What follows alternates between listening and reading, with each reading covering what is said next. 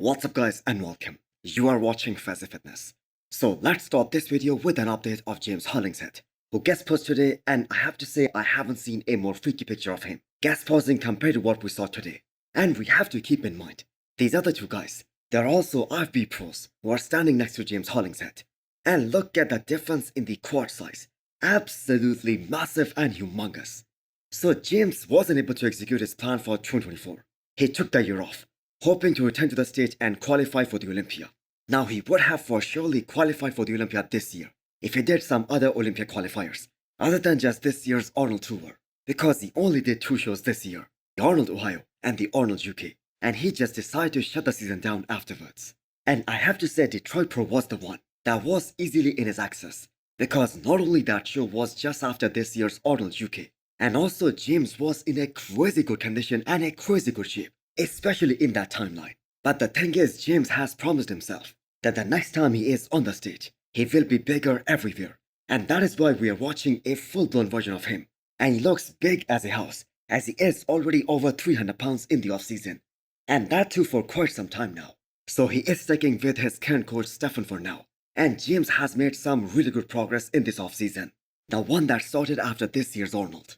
Now, I don't think that we have seen the best of James just yet, and James himself also thinks that. Now hopefully Stefan will get him peeled in 2025, and hopefully we will finally see the best of James, possibly as soon as the Arnold 2025. Next up is the update of the reigning 212 Miss Olympia champion, Keone Pearson. So this is a legitimate, insane level of genetics, meeting some insane level of work ethic. And the results we can all see are just unbelievable. So this is 6 weeks out, and Keone already looks so dry and so hot. So Keone and his coach Patrick Tour, they have figured out the perfect formula to get truly shredded and peeled. So there hasn't even been one show where Keone was off after he started working with Patrick. In fact, they have made some incredible improvements from one show to the next ever since these guys started working together. I believe these guys first got together back in 2022. And that was the year Keone made that big jump. He went from 14th in 2021 to placing top 6 at the Olympia in 2022. And the very next year, in 2023, he was able to dethrone Sean Carrera, and he won that title for the very first time. Now that being said, I believe we are about to see the most improved version of Keone, the most amount of improvements that Keone has been able to make in just one calendar year. Because the thing is, the entire 2024, he was focusing on just one show. The entire season was dedicated to get bigger, to grow, to make some serious improvements. And the main priority, that was his hamstrings and his back. And I believe we are going to see some significant improvements in both those areas. So I truly believe that the mindset that Keone has since last year, if he continues to stay disciplined, he is going to rule the 212 division for as long as he wants to. So can he break Flaxose's record of 7 consecutive Miss Olympia titles?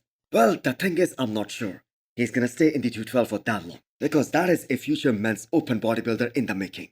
And he himself said that if he wins the Olympia this year, he is most probably gonna go for the Arnold 225 next year, and in the men's open class. Next up is the update of Brendan Carey, who knows that there will be a lot of great backs at this year's Miss Olympia. So he is aiming to bring a great back as well. So how will that change in his coach affect his overall approach to this year's Miss Olympia? So Brandon was working with Abdullah ever since 2017, and has been really positive in terms of how Brandon got better and better, especially in terms of his Olympia placings. I mean, the guy went from placing dead last to winning the Olympia in just a matter of 3 years. And not only just that, he was able to win 2 Arnolds as well with his coach Abdullah.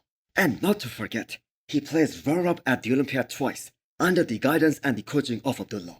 Now, we all know Brandon has been criticized a lot for the lack of detail and conditioning, especially in his lower half, almost at every Olympia that he entered. But the thing is, that is exactly what worked for him in all those years. I mean, even his placing last year at the Olympia, when he was off, that speaks for itself. So the question right now is that, which version of Brandon are we gonna see this year? Especially with a new team around him. Will he go back to his 2020 look, which was like a smaller version, but a more conditioned, more detailed, and a more dry version? Or will he aim for something like 2022, where he was really big and huge and full as a house? Well, we will find out in 6 more weeks. I just wish that Brendan would have started this prep a little earlier, because that is also one of the major reasons he is being counted out so much. The upcoming Italy Pro list is gonna be out any day now, and the biggest question right now is that whether Rubiel Mosquera is gonna be on that list or not. So Rubiel was spotted training with his coach, Francisco Aspen, and the 212 veteran, Angel Calderon. But unlike Angel, who has been posting physique updates almost every week ever since he won this year's Dubai Pro, and also while leading into this year's Miss Olympia, we haven't seen anything from Rubiel, especially in the last couple of weeks. And I have to say what we have seen from Hunter Labrada, especially in these last few weeks of the prep, where he appears to be a much more bigger, a harder, and a more streamlined version of himself. I have to say Rubiel does not have that quality to beat a guy of Hunter's caliber just yet. But still, I have to say I'm a fan of Rubiel's physique, and I think we will all be really thrilled to see him on the stage with Hunter. Plus, I have to say there has been just too much pressure on Rubiel, that too just in his rookie year as an IFB Pro. And yes, Chris Cormier was all confident that his guy is gonna win Dubai Pro. But Rubiel showed up in a worse condition than Prague last year, which was his pro debut, and he got called out for that. But for a guy who is just 28 years old, and who has become such an attraction in bodybuilding, that too in just less than 1 year, he just needs more time, and we are gonna see him on the Olympia stage possibly as soon as 2025. Next up, we have an update from Patrick Moore, once again dropping a subtle hint that he is going to be competing very soon. So hopefully he does UK Pro as well as the Legend Sports. So I think we all want to see those new size gains that he was able to make, especially in this offseason. So when it comes to Patrick Moore's physique, he has the lines, he has the flow, he has the aesthetics. He is one of those classic looking guys. But the biggest knock on his physique, that has always been his inability to put on enough size from one year to the next. Also, I have to say he hasn't been able to bring that conditioning, that kind of conditioning that we saw at his Olympia debut back in 2019. Now he looked bigger in Chicago Pro last year, but the man was just so far off that all that added size, that just did not matter. So Patrick was such a sensation in the men's open class when he first came onto the scene back in 2019, when he won California Pro and placed top 10, that too at his Olympia debut. Now, we did not have guys like Samson Dauda, Andrew Jacked, Nick Walker, or even Hunter Labrada back then.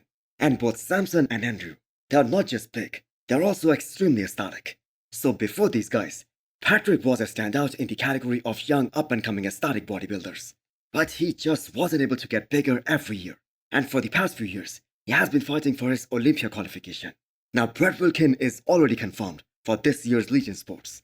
So if both these guys show up at their all-time best, who do you guys think is gonna take it? Now, neither Brett nor Patrick Moore are considered guys who takes up a lot of space on the stage. So this matchup is gonna be really interesting. So hit the thumbs up button if you liked the video, and smash the subscribe button if you wanna come back for more. Thanks for watching.